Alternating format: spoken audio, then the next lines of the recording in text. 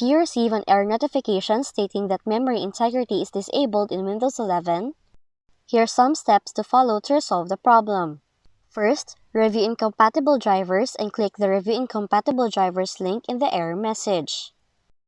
Now you have to note down the list of drivers, then open Command Prompt as an administrator. Enter the following command, and then press Enter. Now to remove an incompatible driver, use the driver's published name in the command prompt, just like this, then press Enter. Do not forget to replace the driver's published name text placeholder with the actual published name of the driver. Next, utilize the System File Checker tool by opening the command prompt as an administrator, then enter the following command.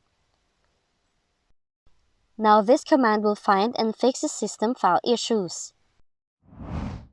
Additionally, uninstall related programs or drivers by searching Apps and Features.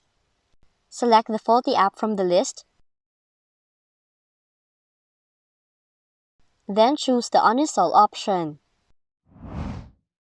For the next fix, update Windows by searching Check for Updates, and then download the latest updates for your computer. And for your last resort, perform a clean boot by searching msconfig on your computer. Go to Services tab, select Hide All Microsoft Services option, and then disable all remaining services. Then you have to apply the changes and reboot your PC. Now those are the possible fixes of the following error in your Windows PC. If you found this video helpful, kindly like and subscribe. You may also click and turn on the notification bell so you can be notified from whenever we release new videos.